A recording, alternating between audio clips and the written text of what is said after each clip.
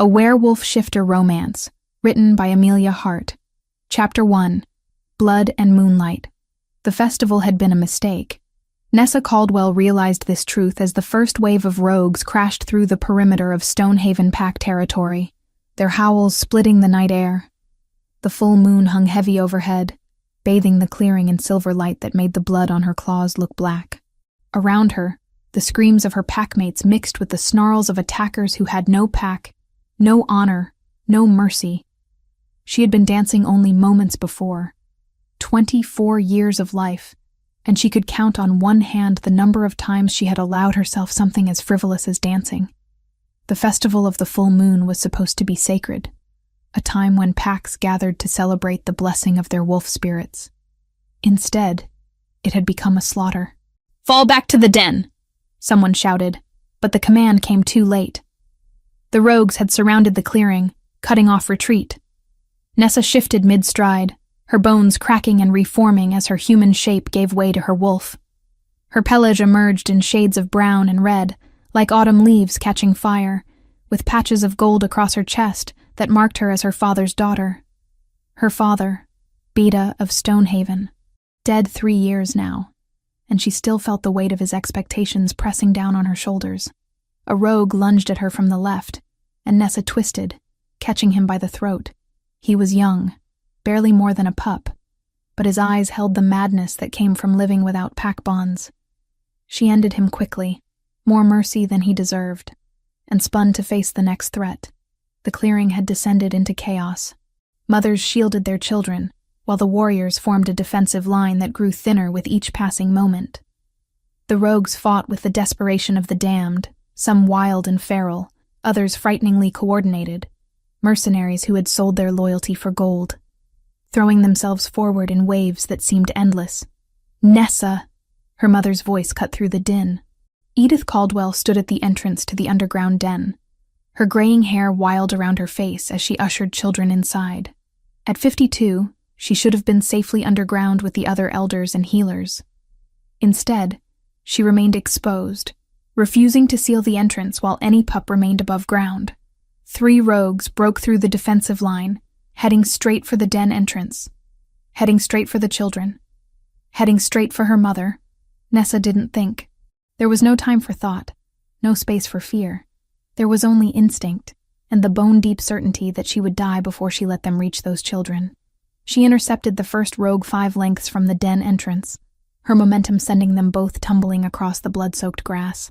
His claws raked across her ribs, but she barely felt the pain. She tore his throat out and was moving before his body hit the ground. The second rogue was larger, an alpha by the power that radiated from him in waves. He should not have been here, should not have abandoned his pack to become this twisted thing. She met his charge head-on, matching his strength with her own rage. They collided in a tangle of fur and fury, and she felt her shoulder give way beneath his weight. The third rogue slipped past her. "No." The word came out as a howl, raw and desperate. Nessa threw the alpha rogue off her and lunged after the third attacker, but her injured shoulder slowed her down. She watched in horror as the rogue closed the distance to the den entrance, watched her mother step forward with empty hands and fierce eyes. Then the rogue's head snapped back, and he crumpled. One of the pack warriors had thrown a blade with perfect accuracy, saving Edith's life. But the alpha rogue Nessa had been fighting wasn't finished. She felt him coming, felt the displacement of air as he leaped. Nessa spun, but she was off balance, injured, exhausted. The alpha rogue's claws caught her across the chest, and she felt ribs crack beneath the blow. She hit the ground hard enough to drive the air from her lungs, hard enough to make stars explode across her vision. She tried to rise. Her body refused to obey. The alpha rogue loomed over her, his muzzle dripping with the blood of her packmates. He would kill her, she knew, and then he would kill the others. The children. Her mother. Nessa forced herself to shift back to human form, using the last of her strength to meet the rogue's eyes. "Come on, then," she gasped, tasting copper. "Finish it." But the rogue didn't move. His head tilted, listening to something Nessa couldn't hear. Then, impossibly, he backed away. All around the clearing, the surviving rogues were retreating, melting back into the forest as suddenly as they had appeared. Nessa tried to understand what was happening, but her vision was graying at the edges. She could hear voices, could feel hands on her body, could smell her mother's tears. The ground beneath her was warm and wet, and she realized dimly that most of that warmth was her own blood. "The children," she managed to whisper. "Are they safe?" "Hush," her mother said, her voice breaking. "Don't speak. Save your strength." But Nessa could feel her strength draining away, could feel the cold creeping up from her toes. This was how her father had died, she remembered, protecting the pack. There were worse ways to go. "Help is coming," someone said. "The Alpha King sent word. He's almost here." The Alpha King. Valen Grayson, the most powerful shifter in all the territories, commander of every pack within the kingdom. He had ridden with the unnatural speed of an Alpha King, crossing what should have been a day's ride in mere hours. Nessa had never met him, had only heard stories of his strength, his ruthlessness, his absolute authority. And he was coming here, to Stonehaven. Too late, Nessa thought. He was too late. The world was fading now, sounds becoming distant and strange. She could no longer feel the pain, which seemed wrong somehow. Pain meant you were still alive. The absence of pain meant something else entirely. She became aware of new sounds. Horses, heavy footsteps, the rustle of leather and the ring of steel. Warriors, arriving when the battle was already finished. Then there were hands on her. Different hands, larger and warmer. Someone was lifting her, cradling her against a chest that radiated heat and power. Nessa tried to open her eyes but found she no longer had the strength. "Stay with me." The voice was deep, commanding, edged with something that might have been desperation. "Do you hear me? Stay with me." She wanted to obey that voice.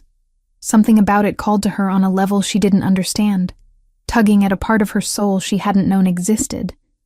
But the darkness was patient and relentless, and she was so very tired. "The children," she whispered again. Her last thought, her last words. "They're safe." Then there was nothing but the dark and the cold and the distant sensation of falling into a void that had no bottom, no end, no light.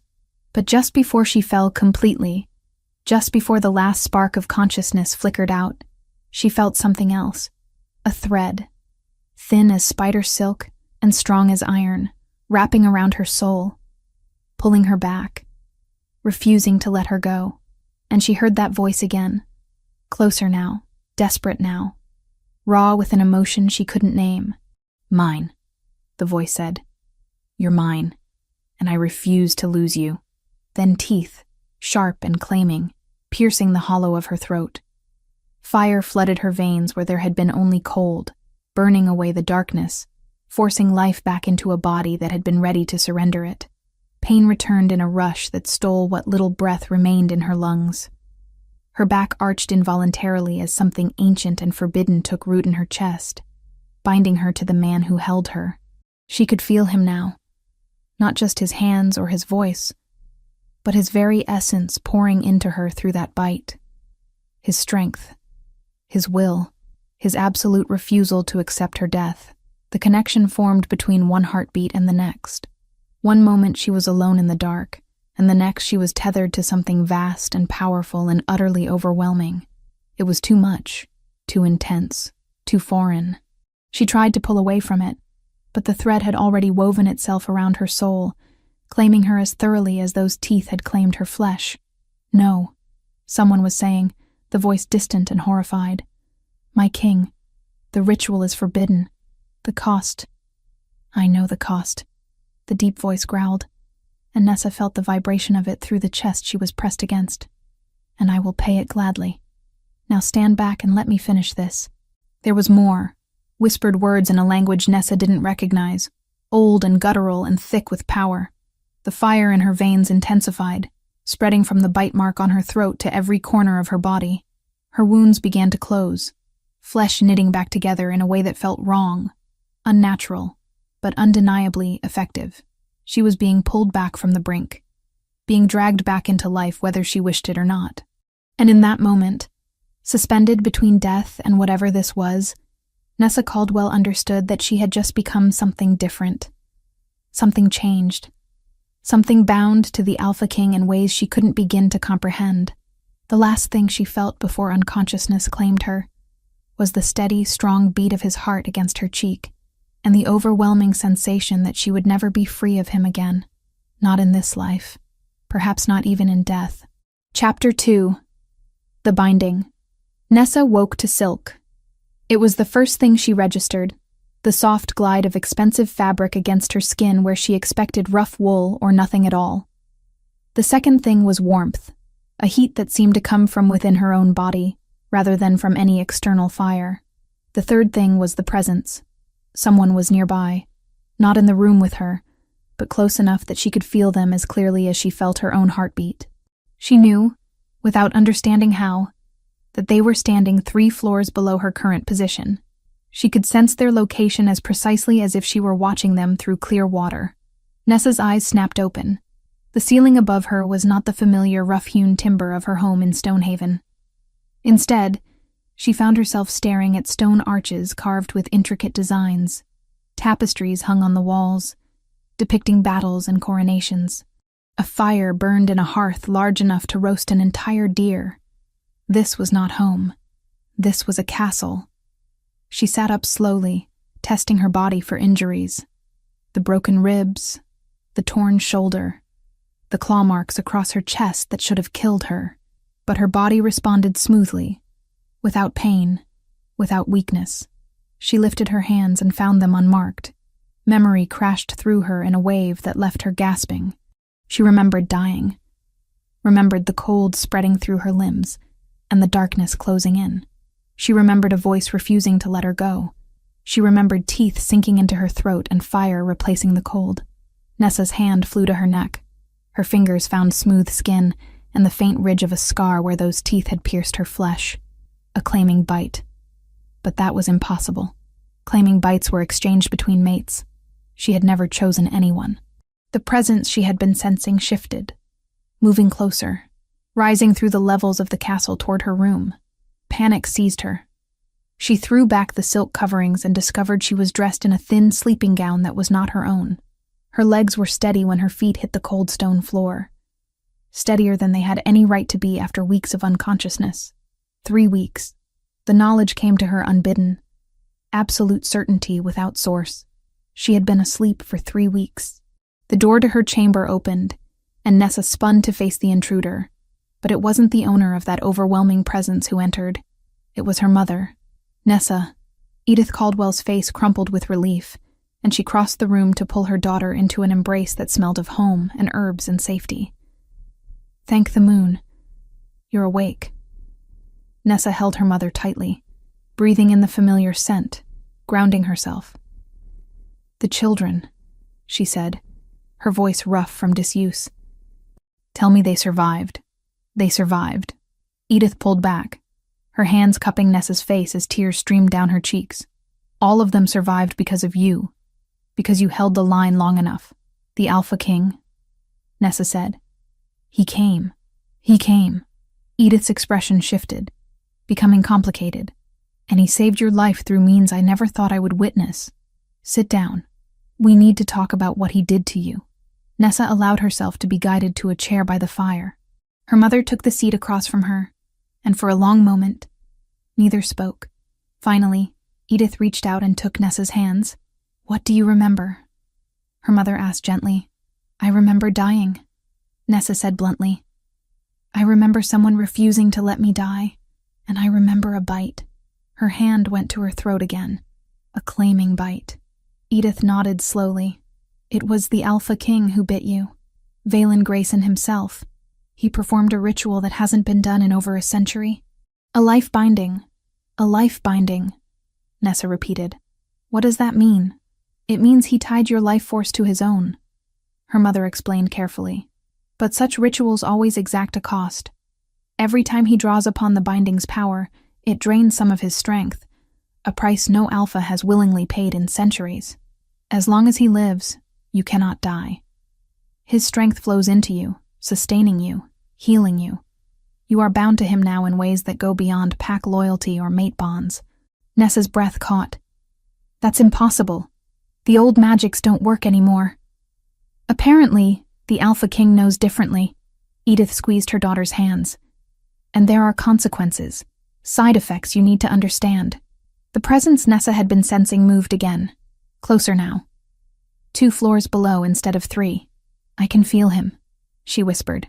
Right now, I can feel exactly where he is. Is that part of it? Yes. Her mother's expression was grave. The binding created a connection. You can sense his location, and he can sense yours. You can feel his physical state, whether he's tired, hungry, in pain. It's a tether that cannot be broken. Nessa stood abruptly, pacing to the window. Outside, she could see the sprawling grounds of the royal castle. The forest stretched beyond the walls, dark and vast. Somewhere out there was Stonehaven, her home. And here she was, trapped in a gilded cage, bound to a man she had never met. I never asked for this, she said. No, Edith agreed quietly. But he didn't ask permission before he saved your life. And now you must both live with the consequences. The presence moved again. 1 floor below now, and rising. He's coming, Nessa said, and hated how her heart began to race. Yes. Her mother stood and moved to the door. He has visited every day since you arrived, checking on your condition. This is the first time you've been awake to receive him. She paused at the threshold. Be careful, Nessa. He is the Alpha King, the most powerful shifter in all the territories. But he is also just a man who made an impossible choice. Then she was gone, leaving Nessa alone to face whatever was coming. The presence moved through the floor below, steady and inevitable, until it reached the hallway outside her door. Footsteps, heavy and measured. A pause. Then a knock. Come in, she called, her voice steadier than she felt. The door opened, and Nessa got her first conscious look at the man who had bound her life to his own. Valen Grayson was tall, easily clearing 6 feet, with shoulders broad enough to block the doorway.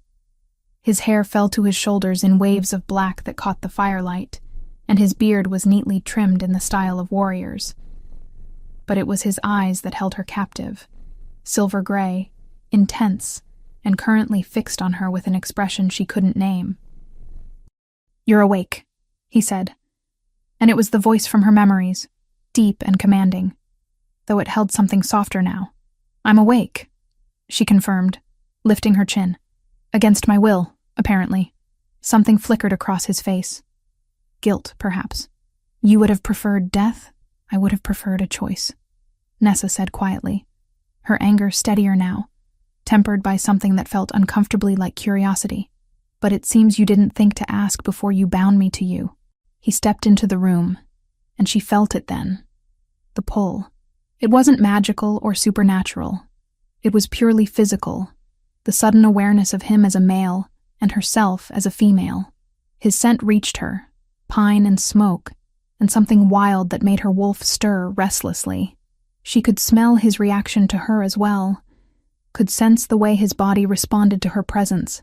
The binding had connected them, yes, but this was something else, something more primal.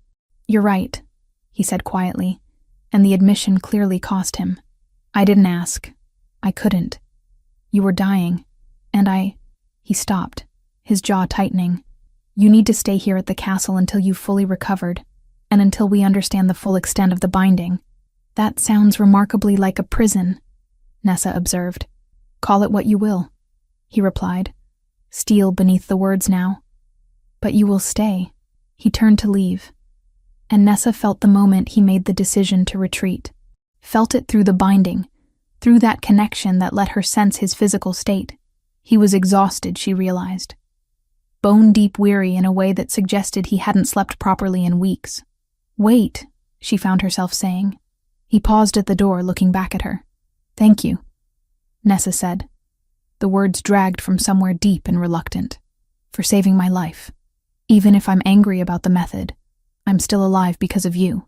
For a moment, something raw and unguarded crossed his face. Then his expression shuddered, going blank and regal once more. "The children were safe," he said. "You made sure of that before you fell. Sleep well, warrior." Then he was gone, and Nessa was left alone with the fire and the silk, and the persistent awareness of his presence moving through the castle below. She touched the scar on her throat again, feeling the ridge of it beneath her fingers. Her life was no longer entirely her own. She was bound to the Alpha King in ways she didn't fully understand, tethered to him by ancient magic and impossible choices, and the most terrifying part was the way her body had responded to his presence, the way her wolf had recognized him on some primal level that had nothing to do with the binding and everything to do with the dangerous territory between want and need. Nessa returned to the bed, pulling the silk coverings over herself, but sleep was a long time coming. Every time she closed her eyes, she could still feel him, still sense his location in the castle, still remember the way he had looked at her with those silver-gray eyes. 3 weeks ago, she had been a simple warrior, daughter of a beta, protector of her pack.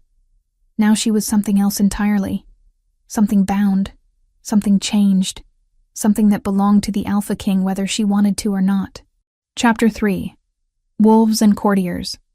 The weeks that followed Nessa's awakening were an education in survival of a different sort than she had ever known. The royal court was a battlefield, she learned quickly. But the weapons were words instead of claws, and the blood that was spilled remained invisible until it was far too late. Alphas from territories across the kingdom moved through the castle halls with careful steps and calculating eyes, each one measuring her worth, questioning her presence, wondering what hold she had over their king. Nessa discovered the answer was simpler than any of them imagined. None at all. She saw Valen only in passing, and always at a distance. He attended council meetings behind closed doors while she was left to navigate the treacherous waters of court politics alone.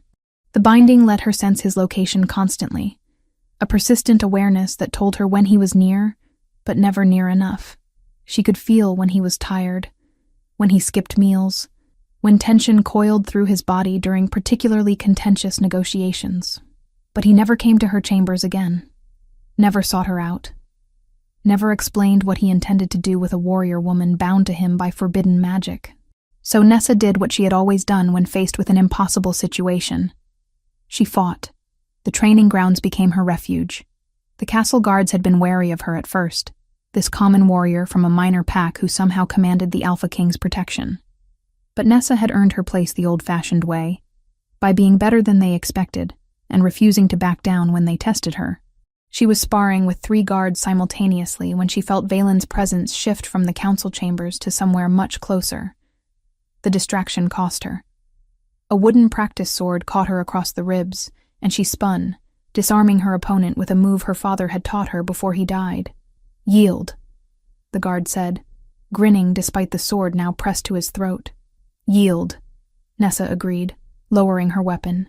Sweat plastered her hair to her forehead, and her muscles sang with the pleasant ache of exertion. This, at least, was familiar. This, she understood. "Impressive," a new voice said. And Nessa turned to find a man watching from the edge of the training yard. He was handsome in the way of angels in old paintings, with platinum hair and ice-blue eyes that held none of the warmth his smile suggested. "I had heard the Alpha King was keeping a warrior in his castle, but I didn't realize she was quite so skilled." The guards around Nessa had gone still, their postures shifting into something more formal. This man was important then. An alpha himself, by the power that radiated from him. "Nessa Caldwell," she said, inclining her head slightly. Not a bow, but an acknowledgement of status. "Of Stonehaven Pack." "Tavish," he replied, his smile widening. "Alpha of North March Pack. I've been hoping to meet you, Nessa Caldwell of Stonehaven. There are so few women in this court who know which end of a sword to hold." There was something in his tone that set her teeth on edge, though she couldn't quite identify what. "I imagine the ladies of court find other ways to fight their battles," she said carefully. "Oh, indeed they do." Tavish moved closer, circling her the way a predator circles prey, with whispers and insinuations and carefully planted seeds of doubt. Much more effective than steel in many cases, and far more cruel. "Is there something you wanted, Alpha Tavish?" Nessa asked, turning to keep him in her line of sight. Merely to satisfy my curiosity, he said. You see, I've been at court for several weeks now, and I've noticed something peculiar. The Alpha King has been different since he returned from Stonehaven. More distracted, more secretive. And then you appeared, bound to him by magic that most of us thought was nothing more than legend. Nessa said nothing, waiting for him to get to his point. It makes one wonder, Tavish continued, his voice dropping to something almost conspiratorial. What hold you have over him? Whether you asked for this binding or if it was forced upon you. Whether you're a guest in this castle or something else entirely. I'm here until the Alpha King determines I've recovered from my injuries, Nessa said, keeping her voice neutral. Nothing more complicated than that, isn't it? Tavish's eyes gleamed, because from where I'm standing, it looks remarkably like a cage. A gilded one, certainly, but a cage nonetheless. One wonders if our good king is protecting you or keeping you prisoner. The words struck closer to Nessa's own doubts than she liked to admit. But she had learned young not to show weakness to those who would exploit it. I can leave the castle grounds whenever I wish, she lied smoothly. Can you? Tavish asked, and the challenge in his tone was unmistakable. Can you really? Or would the binding pull you back before you made it past the gates? Nessa didn't answer. She didn't know the answer, and that uncertainty was a weakness Tavish had clearly already identified. If you ever need an ally at court, he said, his voice softening into something that might have passed for kindness. Someone who understands what it's like to be used as a piece in someone else's game. You know where to find me. Then he was gone, leaving Nessa standing in the training yard with suspicions blooming in her chest like poisonous flowers. The binding let her sense Valen's location. She focused on it now, following that invisible thread to where he stood on a balcony overlooking the training grounds. He had been watching. The entire time Tavish had been speaking to her, Valen had been there, close enough to intervene, but choosing not to. Their eyes met across the distance, silver gray, clashing with green. Then he turned and walked away, and Nessa was left with more questions than answers. That night, unable to sleep, Nessa wandered the castle halls. She had learned the layout over the past weeks, memorizing exits and defensible positions out of habit. The guards nodded to her as she passed, having grown accustomed to her restless nighttime wanderings. She found herself outside the council chambers, drawn there by the sound of raised voices. The door was thick, but her shifter hearing picked up fragments of the conversation within. Cannot be coincidence. That was Valen's voice, hard and commanding. 3 packs attacked in as many months, always during festivals or gatherings. Someone is orchestrating this. The rogues could simply be growing bolder, another voice argued. It doesn't necessarily mean. It means exactly what I think it means. Valen's words cut through the objection. Someone is deliberately targeting packs loyal to the throne, weakening our alliances, testing our defenses. Nessa's breath caught. The attack on Stonehaven hadn't been random. Someone had planned it, had sent those rogues deliberately to slaughter her pack during a sacred festival. What about the Caldwell woman? A third voice asked. Does she know? No. Valen's answer was immediate and firm. And she won't. Not until we understand the full scope of the threat. She's been through enough. Rage, white-hot and immediate, flooded through Nessa. He was keeping this from her. Keeping the truth about her pack's attack from her because he had decided she was too fragile to handle it. She moved away from the door before her fury could drive her to do something foolish. The binding thrummed between them, and she wondered if Valen could feel her anger through it the way she could feel his exhaustion. Back in her chambers, Nessa stood at the window, staring out at the moonlit grounds. The binding had given her a measure of Valen's physical state, but not his thoughts. She couldn't tell what he was thinking, couldn't understand why he insisted on protecting her from truth she had every right to know, but she could feel his presence moving through the castle below, could track his progress from the council chambers toward his own apartments. And she could feel the weight of his weariness, the bone-deep fatigue of a man carrying responsibilities too vast for any single person to bear. The fury in her chest flickered, complicated by something that might have been understanding or sympathy or both. Tavish's words echoed in her mind. Was she a guest or a prisoner? Protected or kept? And what would she discover if she dug deeper into the secrets Valen was keeping from her? Nessa touched the scar on her throat, feeling the familiar ridge beneath her fingers. The binding connected them, yes, but it also divided them. She was bound to a man who treated her like fragile glass, who made decisions about her life without consulting her, who watched her from a distance but never came close enough to explain what he wanted from her. She had survived the attack on her pack. She had survived dying and being dragged back to life by forbidden magic. She would survive this too. This strange limbo between belonging and isolation. But she would not remain ignorant. If Valen wouldn't tell her what was happening, if he insisted on keeping secrets for her own protection, then she would find out on her own. Whatever games were being played at this court, whatever conspiracy had led to the attack on Stonehaven, Nessa Caldwell was no longer content to be a piece moved by others. It was time to become a player in her own right. Chapter 4: Forest Truths. The ritual hunt was announced 3 days later, and Nessa knew immediately that she would be going. "Absolutely not," Valen said when she cornered him outside the war room. It was the first time they had spoken directly in weeks, and his silver-gray eyes held frustration and something that looked close to concern. "The hunt is dangerous even for experienced—" "I am experienced," Nessa interrupted. "I've been hunting since I was 12, and unless you've forgotten, I'm the one who held off rogues while your warriors were still days away." A muscle ticked in his jaw. "I haven't forgotten." "Then you also haven't forgotten that we're bound," she pressed. "Your council questions what that means, what I am to you. If I stay behind while you ride out with every other alpha, it will only fuel speculation." "Let them speculate," Valen said. But his tone had shifted. "And what happens when they decide I'm your weakness?" Nessa asked quietly. "When they think you're keeping me locked away because I'm leverage?" "That's exactly what Tavish has been suggesting." Valen's eyes darkened.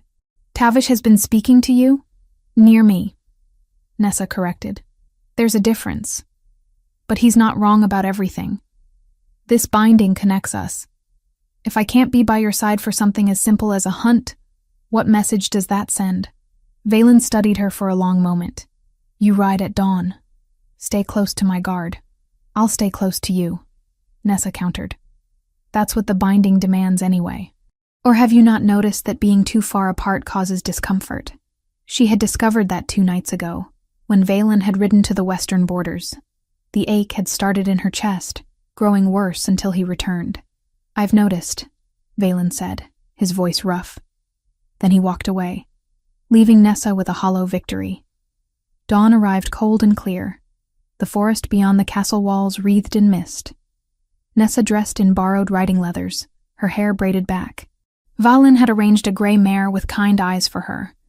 The hunting party consisted of 20 riders, Valen and his guard, plus alphas from 6 territories. Tavish was among them, his platinum hair catching the early light as he mounted a white stallion. He caught Nessa's eye and smiled, the expression holding too many teeth. Valen appeared on a black destrier that stood nearly 17 hands high. He wore leather and dark fur, his black hair loose, his beard making him look every inch the warrior king he was. When his eyes found Nessa, something flashed across his face too quickly to name. They rode out in formation, following game trails deeper into ancient forest. The ritual hunt was supposed to strengthen pack bonds, a tradition as old as shifters themselves. But Nessa couldn't shake the feeling that they were being watched. The sensation grew stronger as they moved deeper into the trees. She focused on the binding, using it to gauge Valen's awareness. He felt alert, but not alarmed. It was Tavish who made the first mistake. They had dismounted to track when Nessa heard the snap of a deliberately broken branch. She spun and saw Tavish's hand move in a gesture too controlled to be accidental. The horses nearest to Valen spooked, one kicking out with iron-shod hooves that would have caught the Alpha King if he hadn't moved with inhuman speed. "Control your mount," Valen snapped at the stammering rider, but his eyes went to Tavish, suspicious. "How unfortunate," Tavish said smoothly. "These woods make even trained war horses nervous. Perhaps we should split into smaller groups." "We stay together," Valen said flatly, and the command brooked no argument. But the damage was done. The rest of the hunt proceeded with tension that made Nessa's skin prickle. When they finally brought down a massive elk just before sunset, there was no joy in the kill. "We'll camp here tonight," Valen announced. "Return at first light." The alphas dispersed to set up bedrolls, and Nessa found herself following Valen as he moved away from camp, drawn by the binding. She found him at a clearing beside a stream, staring into the darkening forest. "You felt it too," she said quietly. "That what happened with the horses wasn't an accident." "I felt it," he confirmed without turning. "Tavish is playing a dangerous game." "Why?" Nessa moved closer. "What does he gain by making you look vulnerable?" "Power," Valen said simply. "If he can make them doubt my strength, my judgment, he can position himself as an alternative. A younger, stronger leader for uncertain times." "Times made uncertain by someone orchestrating attacks on your loyal packs," Nessa said, and felt him go still. "Yes, I know. I heard you discussing it with your council. 3 packs attacked in as many months, always during festivals. Someone targeting your alliances." Valen turned to face her, caught between anger and resignation. "You were eavesdropping. You were keeping secrets," she shot back. "About an attack that killed members of my pack. About a conspiracy that may have murdered my father 3 years ago. Did you think I wouldn't find out?" "Your father's death was investigated," Valen said carefully. "There was no evidence of foul play." "Because no one was looking for it," Nessa said. And her mother's revelation from that morning rang in her ears. Edith had finally told her what she had been keeping to herself. He was looking into something before he died. "My mother told me she hadn't spoken sooner because she feared the grief would break me while I was still healing." He told her that he had discovered a conspiracy, that someone was planning to destabilize the kingdom by targeting loyal packs. He died before he could identify the source. Realization dawned across Valen's face. "The timing would be right," he said slowly. 3 years ago there were smaller incidents. Skirmishes we attributed to random rogue activity. If someone was planning this even then my father discovered it and was killed for it," Nessa finished. "And I have a right to know. I have a right to be part of finding whoever is responsible." Valen moved closer, and Nessa's breath caught at the intensity in his silver-gray eyes. "You have every right," he said quietly. "And I was wrong to keep it from you. I told myself I was protecting you, but the truth is, I was protecting myself." "From what?" Nessa asked. "From this," he said, and closed the remaining distance between them. For a moment, she thought he would kiss her. His hand came up to cup her face, his thumb tracing her cheekbone with unexpected gentleness. The binding thrummed between them, amplifying every point of near contact until Nessa could barely breathe. Then, with visible effort, Valen stepped back. "I can't," he said, his voice rough. "You never asked for this binding. Never chose me. I won't compound what I did by taking more than you're willing to give." "And if I'm willing?" Nessa heard herself ask. "Are you?" He studied her face with an intensity that felt like it could see through to her bones. "Or is it just the binding making you think you want something you wouldn't choose freely?" Nessa didn't have an answer.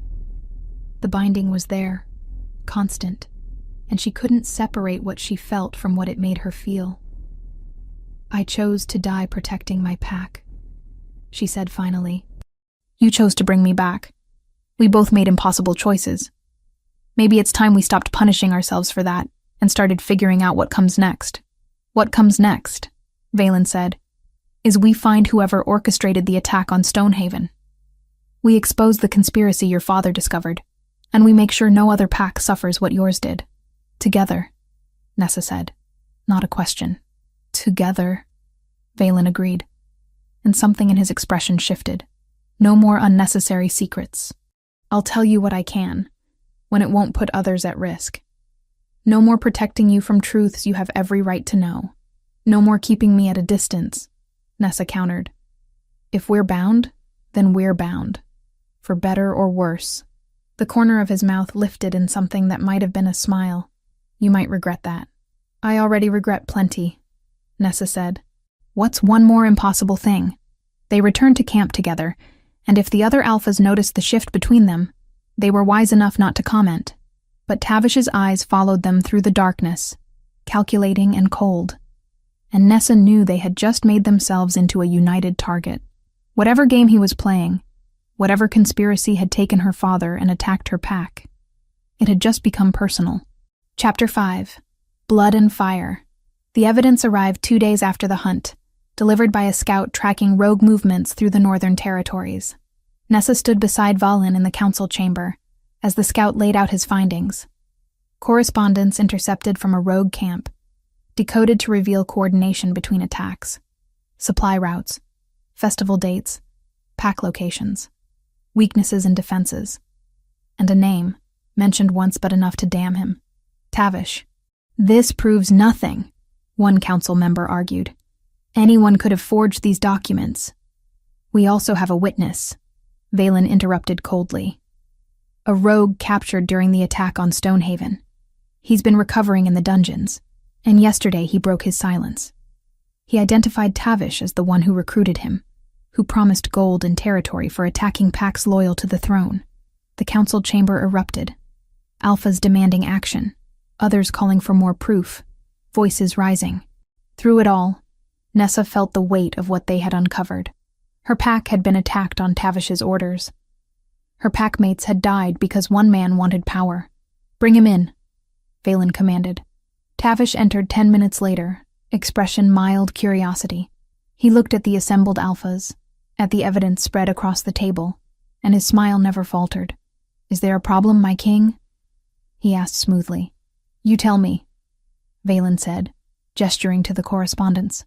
"These were found in a rogue camp. They detail attacks on my loyal packs. Your name appears in them." Tavish examined the documents.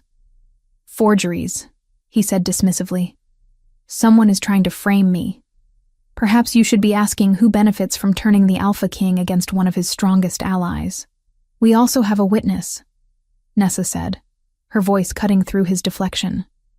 "A rogue who identifies you as the one who recruited him, who paid him to attack Stonehaven during the full moon festival." For the first time, something flickered across Tavish's features. Anger, quickly masked. "The word of a rogue against an alpha?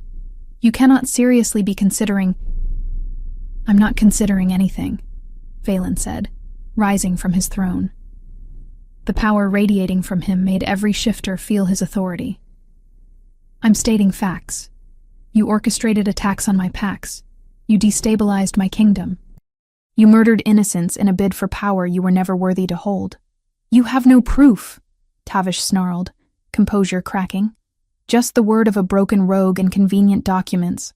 Then you won't mind being confined while we investigate," Valen said, his voice dropping to something dangerous. "Take him to the dungeons. High security. No visitors except by my express permission." Guards moved forward, and Tavish's face twisted with rage. For a moment, Nessa thought he would fight. But even Tavish wasn't foolish enough to attack the Alpha King in his throne room. "This isn't over," he said, as they led him away. "You're making a mistake you'll regret." "The only mistake I made," Valen said quietly, "was not seeing you for what you were sooner." The council session continued long after Tavish was removed, alphas debating punishment and political fallout. None of them noticed that one of Valen's advisors, Brennan, had left the chamber early, his expression unreadable. A small detail that would later matter far more than anyone realized. Night had fallen by the time they dispersed. Nessa and Valen walked the corridors together in exhausted silence, both processing the day's revelations. They had just reached where their paths would diverge when the first explosion shook the castle. The blast came from the dungeons, magical fire that sent tremors through stone. Valen's hand found Nessa's instantly, pulling her against the wall as debris rained down. "Tavish's allies," Valen said, already moving toward the source. "They're trying to free him, or kill you in the chaos," Nessa countered, keeping pace. She could hear shouts, the clash of steel, snarls of combat echoing through the stone corridors. They rounded a corner and found 3 men in dark leathers, faces covered, blades drawn. Not shifters, mercenaries, which explained how they had gotten past magical defenses. The first attacker lunged at Valen, and Nessa moved on instinct. She had no weapon, but she didn't need one. She shifted partially, extending her claws and sharpening her senses. The attacker turned toward her, surprised, and paid for his distraction when her claws found his throat. Velen had dispatched one attacker and was engaging the third when Nessa felt the fourth coming from behind. She spun, but not fast enough. A blade caught her across the forearm, slicing through leather into flesh. The pain was sharp, and Nessa used it to fuel her next attack. She drove her claws into the attacker's throat and felt him go down. "Nessa!" Velen was at her side instantly, his hands on her bleeding arm, his face barely controlled rage. "How bad is it?" "Just a cut," she said, though blood dripped steadily. "I have had worse." But Velen wasn't listening. He stared at her wound with something raw and desperate. Then he was pulling her away from the bodies, into an alcove offering temporary shelter. "You could have been killed," he said, his voice rough and shaking. "But I wasn't," Nessa interrupted. "I'm fine. The binding will heal this faster anyway." "The binding," Velen repeated, laughing without humor. "The binding that was supposed to keep you safe, and instead it just keeps putting you in danger. Keeps making you a target for everyone who wants to get to me. I was a target the moment Tavish attacked Stonehaven," Nessa said firmly. "This isn't on you, isn't it?" Valen's hands framed her face, and Nessa's breath caught at the intensity in his silver-gray eyes. "I bound you to me, made you part of my life, my court, my battles. Everything that threatens me now threatens you too." "Then we face it together," Nessa said. "That's what the binding means. Not that you protect me from everything, but that we protect each other." Something broke in Valen's expression, some final wall crumbling. "I can't lose you," he said, the words dragged from somewhere deep and vulnerable. "I know I have no right to feel that way. No, you never chose this. But I can't." Nessa kissed him. It wasn't planned. She simply reached up and pulled his mouth down to hers, cutting off his words. The binding flared between them, amplifying sensation until she felt dizzy with it. His lips were warm and demanding, his hands steady despite the tremor she could feel in his muscles. This was nothing like the almost kiss in the forest. This was fire and desperation and acknowledgement of something that had been building since the moment he had refused to let her die. When they finally broke apart, both breathing hard, Velen rested his forehead against hers. "We should check on the guards," he said, though he made no move away. "Make sure Tavish is still contained." "In a moment," Nessa said. Her arm was still bleeding, but the binding had begun its work. She could feel flesh knitting together, faster than it should, but not unnaturally so. "First, tell me what happens now." "Now," Velen said, his voice still rough but steadier. "We make sure Tavish and his allies pay for what they've done. We root out every conspirator, every traitor who thought they could tear down what we've built.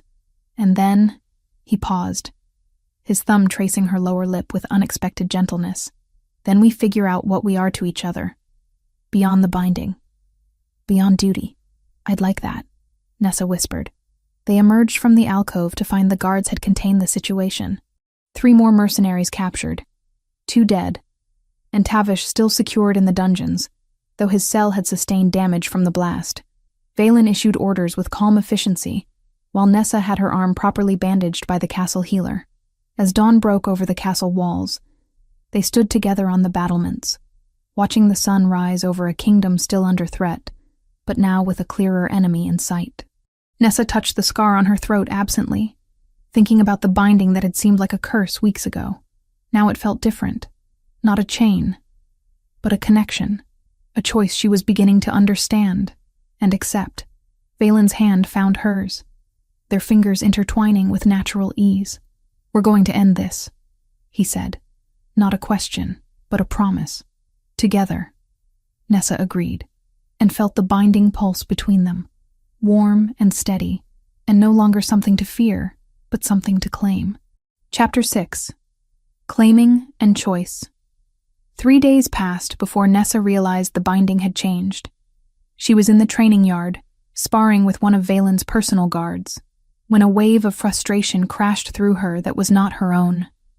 It was sharp and immediate, carrying the distinct flavor of a political argument going nowhere productive, and she knew, without needing to ask, that it came from Valen. The guard's practice sword caught her across the shoulder, and Nessa raised her hand in acknowledgement. "I need a moment," she said, heading inside without waiting for a response.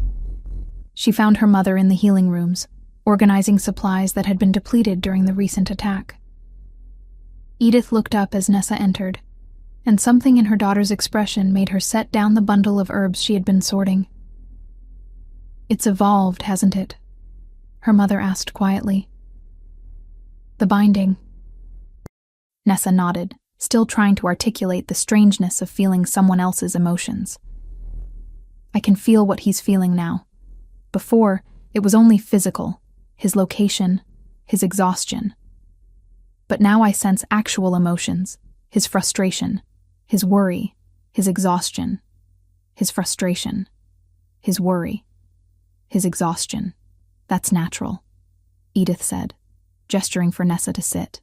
"Life bindings are meant to evolve over time, especially when both parties begin to accept the connection emotionally rather than just tolerating it physically." "The kiss," Nessa said, understanding dawning. "That's what triggered the evolution." "The kiss was an acknowledgement," her mother confirmed. "You both stopped fighting what the binding was trying to create and allowed yourselves to feel what was already there. The magic responded to that acceptance, deepened the connection you had been resisting." Nessa touched the scar on her throat, feeling the familiar ridge beneath her fingers. "What happens next? Does it keep evolving?" "I don't know," Edith admitted honestly. "Life bindings are rare, and the records about them are fragmentary at best. But I do know this. The binding will only grow as strong as the connection between you. If you continue to open yourself to him, and he to you, then yes, it will deepen further." The question was whether Nessa wanted that, whether she was ready to be that vulnerable, that exposed, to someone who had bound her to him without asking permission first. As if summoned by her thoughts, she felt Valen's presence moving through the castle toward her location. The frustration she had sensed earlier had faded, replaced by something warmer, intent, purpose, determination. He found her as she was leaving the healing rooms, his silver-gray eyes finding hers with an intensity that made her breath catch. "We need to talk," he said, privately. Nessa followed him to a small chamber overlooking the castle gardens, a space clearly designed for quiet conversations away from the chaos of court. When the door closed behind them, Valen turned to face her, and she could feel the nervous energy radiating from him through the binding. "You can feel me now," he said, not a question. "Since this morning," Nessa confirmed. "Your emotions, not just physical sensations. My mother says it's because the binding evolved after we stopped fighting it." "I know. I can feel you too," Valen said, moving closer. "Your determination when you train, your anger at being kept in the dark for so long, your confusion about what this thing between us actually means." Nessa crossed her arms, suddenly feeling exposed. "So, what did you want to talk about?" "I want to complete the bond," he said quietly. "Not just the life binding that keeps you tethered to me, but a true mate bond. I want to claim you properly, the way it should have been done from the beginning." Nessa's heart stuttered. "That's not something you can just ask for." "I know," Valen said, and she could feel his sincerity through the binding. "I'm not asking you to say yes right now. I'm asking you to consider it. To think about whether you want to be bound to me not just by magic and circumstance, but by choice. I don't know if I can separate what I feel from what the binding makes me feel," Nessa admitted. "How do I know if I want this, or if it's just the magic pushing me toward you?" "You don't," Valen said bluntly, "and neither do I. But here's what I do know. I've lived for 32 years without feeling this connection to anyone. I've ruled alone, fought alone, borne the weight of this crown alone. And then you died in my arms, and something in me refused to accept it. Not because of duty or politics or strategy, but because losing you felt like losing part of myself." He reached up to cup her face, his thumb tracing her cheekbone. "Maybe that's the binding. Maybe it's fate. Or maybe it's just the simple truth that you're the strongest, most infuriating, most remarkable woman I've ever met, and I want you to be mine in every way that matters." Before Nessa could find words to respond, the binding flared with sudden, sharp alarm. Valen's head snapped toward the door, his body going rigid. "Something's wrong," he said, already moving. But Nessa was already reaching for the weapons she kept strapped beneath her training leathers. They emerged into the corridor to find it empty, but the alarm she felt through the binding was growing stronger with each passing second. Then she smelled it. Smoke. Not from the hearths, but from something burning that shouldn't be. And beneath it, the distinct scent of shifter blood. They ran toward her chambers, following the scent trail, and found her door hanging open. Inside, the room was in shambles.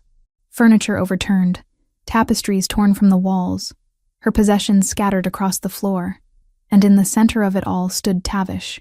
He looked wild, his platinum hair matted with dirt and blood, his ice-blue eyes holding the gleam of madness. "I knew you'd come," he said, his voice rough. "Knew the binding would pull you here eventually. How did you get out?" Valen demanded, moving to put himself between Tavish and Nessa. "I have friends in unexpected places," Tavish said, circling them slowly. "People who understand that the kingdom needs a stronger leader, one who isn't distracted by a common warrior. This was never about politics," Nessa said. "This was about your pride. Your ego couldn't handle that Valen was chosen as Alpha King instead of you. I should have been king," Tavish snarled. "I'm younger, stronger, more adaptable. But the council chose tradition over progress." You mean orchestrating attacks on innocent packs?" Nessa shot back. "Murdering families during sacred festivals?" Tavish's smile was all teeth and rage. "Sometimes you need to burn down the old growth to make room for something new." He shifted mid-sentence, his human form exploding into his wolf. The white beast was massive, nearly as large as an Alpha King's wolf should be, and Nessa realized with chilling clarity that Tavish had been hiding his true strength all along. Valen shifted to meet him, his black wolf form even larger, and the two alphas collided with a force that shook the room. Nessa shifted as well, her smaller reddish-brown wolf form moving to flank Tavish, looking for an opening. The fight was brutal and fast. But unlike that night at Stonehaven, this time Nessa and Valen fought as one. Coordinated, deliberate, unyielding. Tavish fought with the desperation of someone with nothing left to lose, all strategy abandoned in favor of raw violence. Valen met him with controlled fury, every move calculated to protect Nessa while still engaging the threat. Nessa saw her opportunity when Tavish overextended trying to reach Valen's throat. She lunged, her teeth finding purchase in Tavish's hind leg, and felt bone crack beneath her jaw. Tavish howled and spun toward her. Then Valen was there, his massive form driving Tavish away from Nessa and into the stone wall. The white wolf struggled, snapping and clawing. But Valen's teeth found his throat and held. For a long moment, their eyes met, silver gray against ice blue. And Nessa felt the exact moment Tavish understood he had lost. Valen's jaws closed, and it was over. The silence that followed was deafening. Both Nessa and Valen shifted back to human form, breathing hard, covered in blood and sweat. Valen moved to Nessa immediately, his hands running over her body, checking for injuries. "I'm fine," she said, catching his hands. "I'm fine. We're both fine. He came for you," Valen said, his voice shaking. "He knew I would feel your fear through the binding and come running. But he was wrong," Nessa said quietly. "Because we fought together. Because the binding makes us stronger, not weaker." Valen pulled her against his chest, holding her tightly. Through the binding, she could feel everything he was feeling. Relief, rage, fear, and beneath it all, a fierce possessiveness that should have frightened her, but somehow didn't. "Claim me," she said into the silence. Valen pulled back to look at her. "What?" "You asked if I would consider letting you complete the mate bond," Nessa said, her voice steady. "I'm saying yes. Claim me. Make this binding a choice instead of just a necessity." "You almost died," Valen said carefully. "You're in shock. You don't need to decide this now." "I'm not in shock," Nessa interrupted. "I'm clear-headed for the first time since you bound me. I spent weeks resenting what you did, but you were right earlier. Maybe it's the binding, maybe it's fate. Or maybe it's just the truth that when I thought Tavish might hurt you, when I saw him lunge for your throat, I realized I couldn't lose you either. She reached up to cup his face. So yes, I want this. I want you. Not because the binding forces me to, but because I'm choosing to. Valen's kiss was answer enough, and when his teeth found the mate mark on her throat, when the binding flared and deepened and became something infinitely more permanent, Nessa felt the last of her resistance crumble. The ritual was instinctive and ancient. His bite deepened the mark on her throat, and she returned it, her teeth finding the junction where his neck met his shoulder. The taste of his blood on her tongue was copper and power, and the binding exploded between them in a cascade of sensation.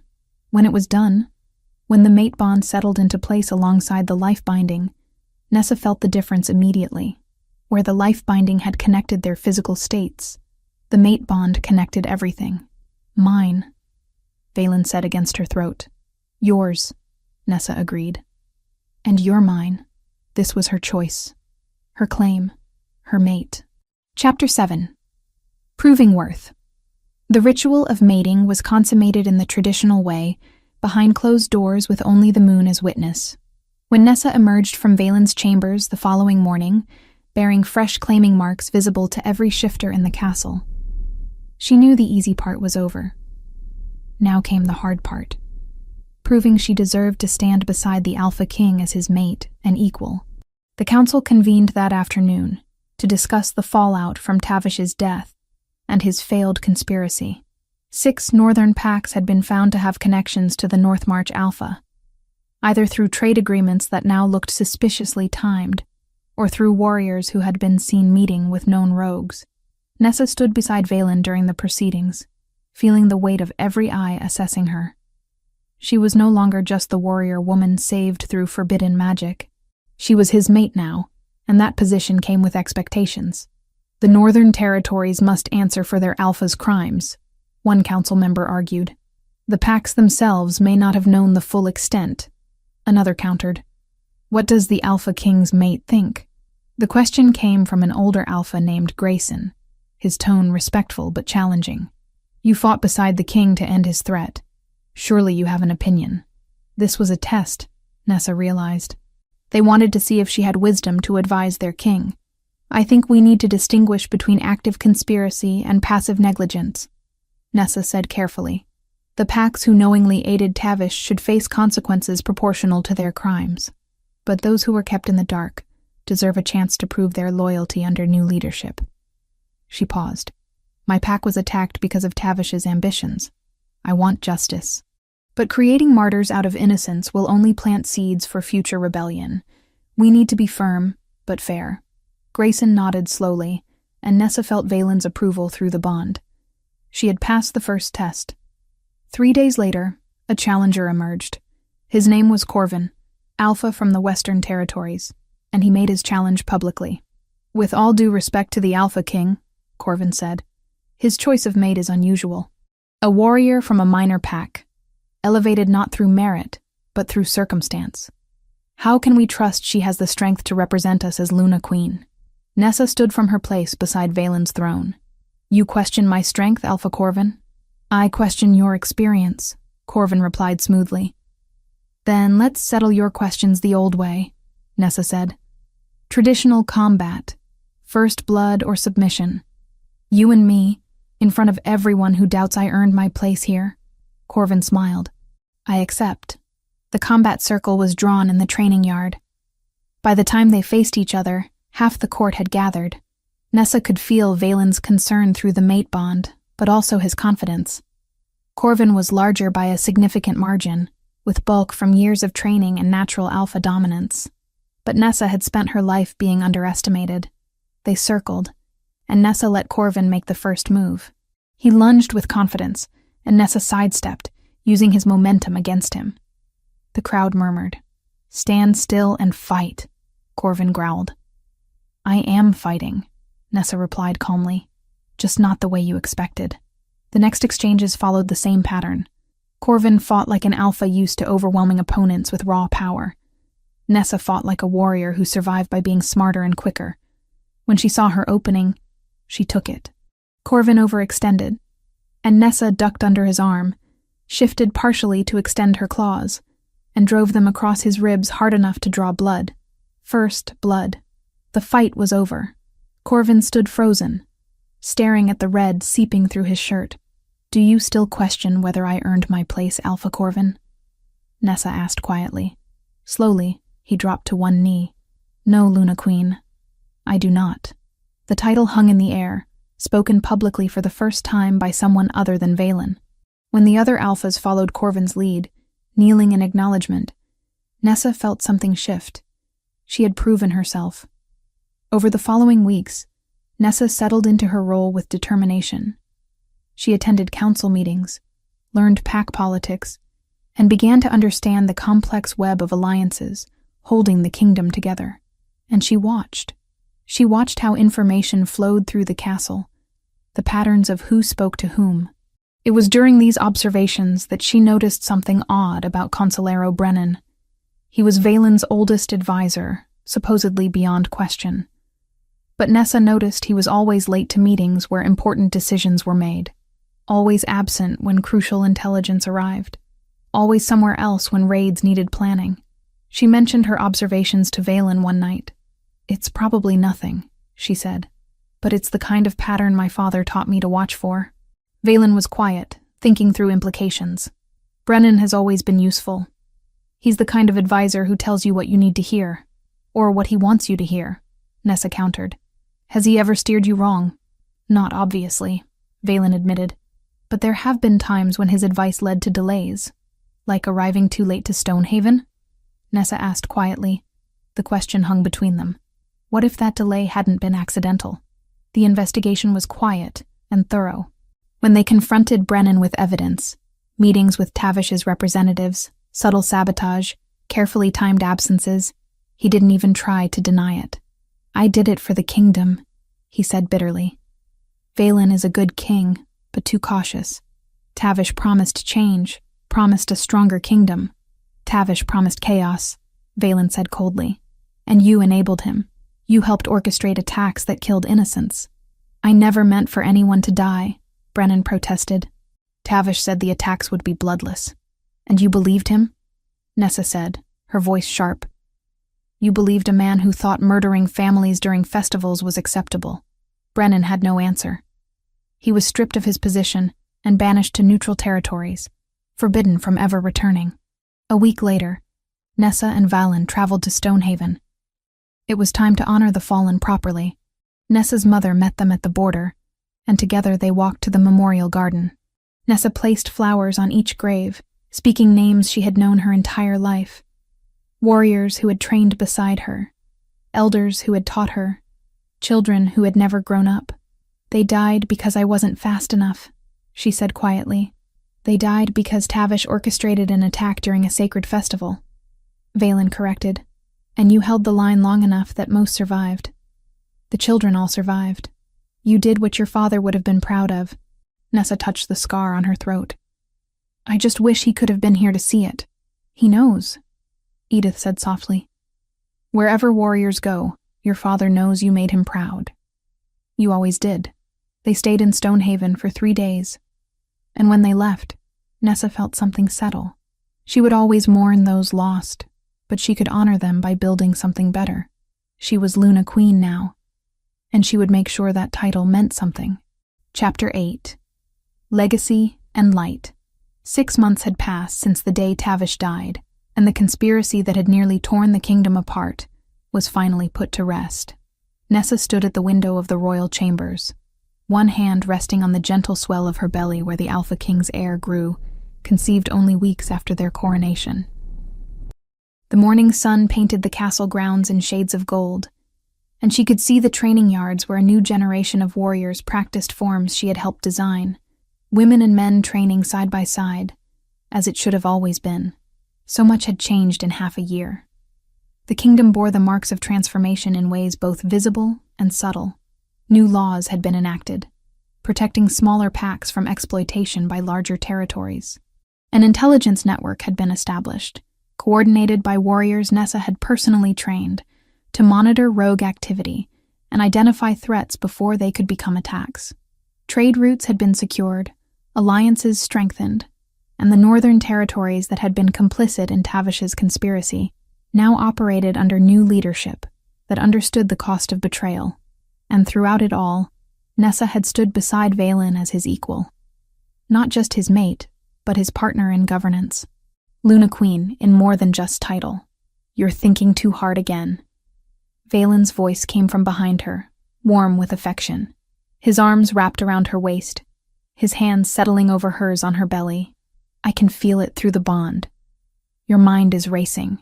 Nessa leaned back against his chest, feeling the steady beat of his heart against her shoulders. The mate bond thrummed between them, as natural now as breathing. "I'm thinking about how different everything is from 6 months ago." "How different I am? Better different or worse different?" Valen asked, his breath warm against her ear. Different, Nessa said, turning in his arms to face him. 6 months ago, I was furious with you for binding me without permission, for taking away my choice. And now? Now? He prompted gently. "Now I can't imagine choosing anything else," she admitted. "Even knowing everything that would happen, all the pain and fear and uncertainty, I would still choose this. Choose you. Choose us." Valen's expression softened, and through the bond, Nessa could feel the depth of his emotion. Love, fierce and absolute. Relief that she didn't regret the path they had walked together. And beneath it all, a truth he had been carrying since the night he had refused to let her die. "There's something I need to tell you," he said quietly. "Something I should have told you months ago, but I was afraid it would sound like I was trying to justify what I did." Nessa waited, sensing this was important. "The night of the attack on Stonehaven," Valen began, "I was in council when word arrived. But before the messenger even spoke, I felt something. A pull, sharp and undeniable, like a thread connecting me to someone I had never met. I knew, without understanding how, that something was wrong, that someone was in danger, someone who mattered." He paused, his silver-gray eyes searching hers. "I rode harder than I've ever ridden in my life, Nessa. I pushed my horse to the breaking point trying to reach you in time. And when I arrived, when I saw you dying in the moonlight, I felt that thread tightening. I could feel your life slipping away, could feel the moment your heart began to fail." Nessa's breath caught. "That's why you did the ritual. You could already feel the connection. I think we were always meant to be bound," Valen said softly. "I think fate or destiny or whatever force governs shifter bonds had already started weaving us together. The life binding just made it visible, made it impossible to ignore. But the connection was already there, waiting for us to acknowledge it." Tears pricked at Nessa's eyes, but they weren't tears of sadness. "I felt it too," she whispered. "In that moment when I was dying, when everything was going dark, I felt someone refusing to let me go. I thought it was just the desperation of not wanting to die, but it was more than that. It was you, already holding on to me before the binding was even complete. We were destined," Valen said. And it wasn't a question, but a statement of fact. Everything that happened, all the pain and struggle, was leading us to each other. "Then I'm glad I died that night," Nessa said, and smiled at Valen's sharp intake of breath. "Not because I wanted to die, but because it brought you to me. It showed us both what we were too stubborn or too afraid to see otherwise." Valen kissed her then, deep and thorough, and the mate bond sang between them with a harmony that felt like coming home. A knock at the door interrupted them. "My king, my queen," a servant's voice called. "The Alphas have begun to arrive for the ceremony. They're assembling in the Great Hall. Today was the day." The official coronation ceremony where Nessa would be formally recognized as Luna Queen before every Alpha in the kingdom. She had already proven herself through combat and council, but this would make it irrevocable. This would write her name into the history of the kingdom alongside Valen's. They dressed in formal attire befitting their station. Valen wore black leather and dark furs, his crown of twisted silver settling on his head with the weight of authority. Nessa wore a gown of deep green that brought out the color of her eyes, with silver embroidery that caught the light as she moved. Her own crown was simpler than Valen's, but no less significant. A circlet of silver wolves running nose to tail, eternal and unbroken. The Great Hall was packed with alphas and their delegations from every corner of the kingdom. Nessa recognized many faces now, had learned the names and histories of most major packs over the past months. Alpha Grayson stood near the front, the old wolf who had tested her in council and found her worthy. Alpha Corvin was there too, the Western Alpha she had defeated in combat, now one of her staunchest supporters. The ceremony itself was ancient and solemn.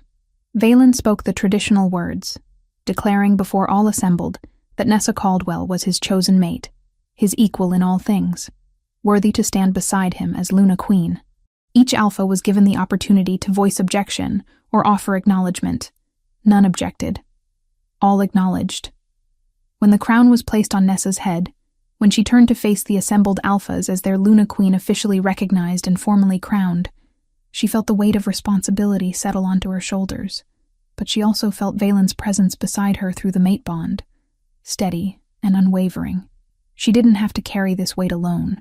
They would carry it together.